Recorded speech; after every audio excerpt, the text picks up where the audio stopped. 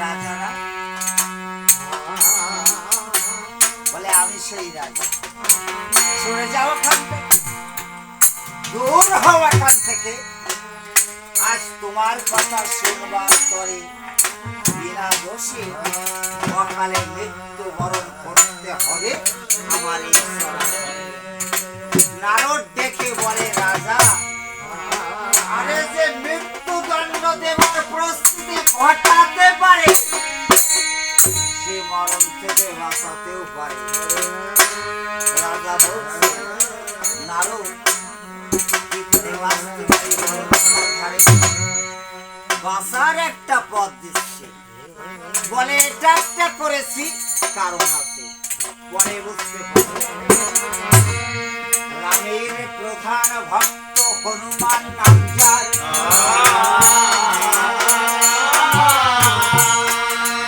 অঞ্জনা কাকার মাতা তুমি যাও কাকার ধার।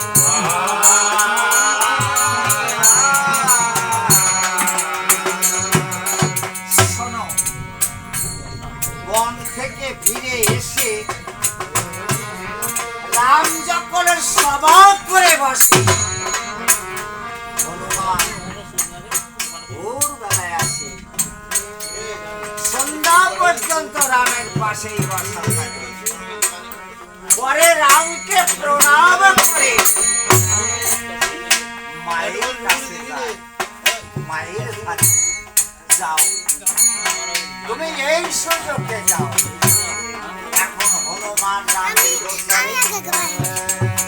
তুমি গিয়ে বলবে মায়ের ধারে, মা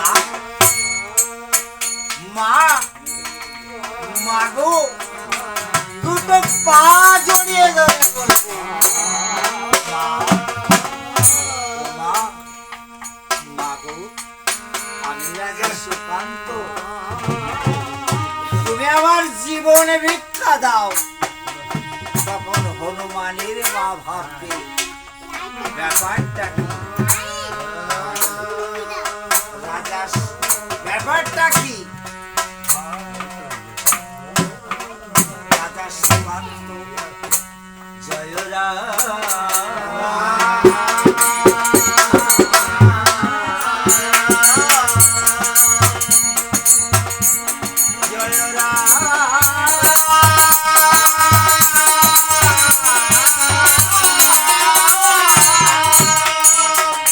সুকান্ত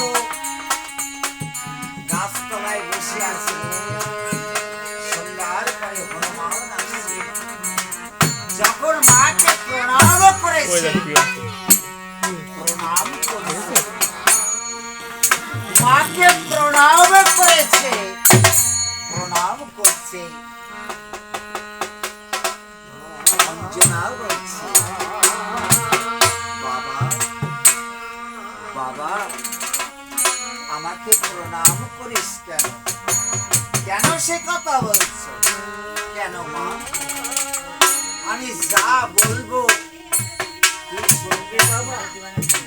ওরে তোমারই কথা শুনবো না তো জীবনে কার কথা শুনবো? ও মা, তুমি যা বলবে আমি তাই শুনবো। বলো বলো বলো মাতা, বলো মমতারি,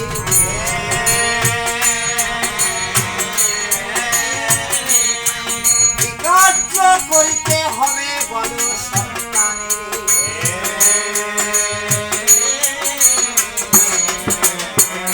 তাহা শুনি অঞ্জনা কহে হনুমানে,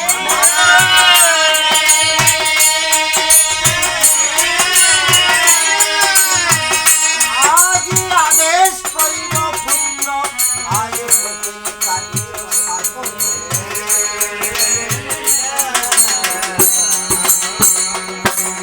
যুগ কয়টি? কি কি? সত্য, ত্রেতা, দ্বাপর, কলি। ত্রেতা যুগে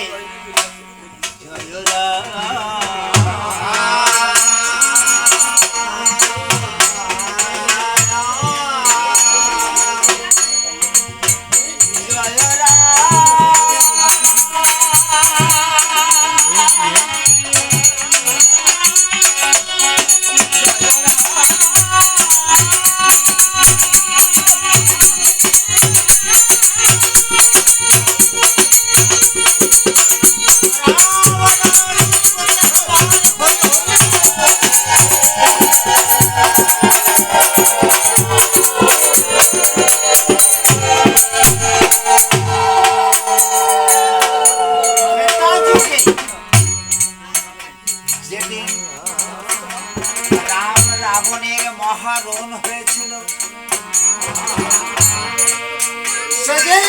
দেশের অনেক রাবণের বংশে যখন মাটি দিতে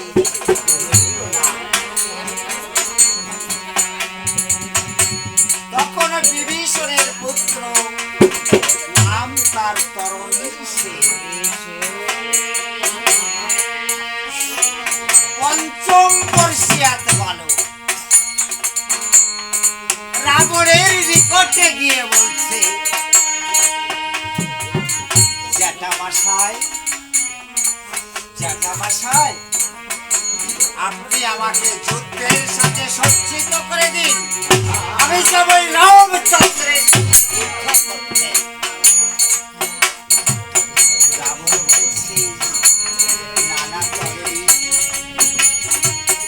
তোমাকে যুদ্ধে যেতে হবে না বাপ, দেখছো আমাদের বংশে বাতি দিতে কেউ না, তুমি আমাদের একমাত্র প্রদীপ, তোমাকে যুদ্ধে যেতে হবে না বাপ, তুমি মায়ের কোলের সন্তান, মায়ের কোলে ফিরে নাচর বাংলা তরণী। রাবণ বলছি, যুদ্ধে যাবে বাপ, তোমার এই যুদ্ধের শাস্তা গৃহে গিয়ে তোমার মায়ের কাছ থেকে শিখেছি। রাবণ চিন্তা করছে, একমাত্র সন্তান নিশ্চয় মা তাকে যুদ্ধে যেতে দেবে না।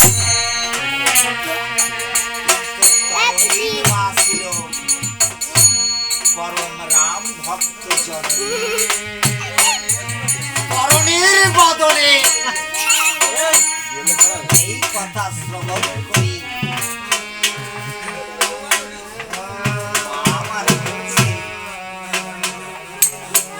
বাবা যুদ্ধে যাবে, চলো তোমার যুদ্ধের সাজটা গৃহে গিয়ে তোমার মায়ের আমি নিজের হাতে সাজিয়ে দেব। তরণীর মা দেশের মন্দিরে নিয়ে গিয়ে সমস্ত অঙ্গে রাম নাম লিখে দিয়েছে।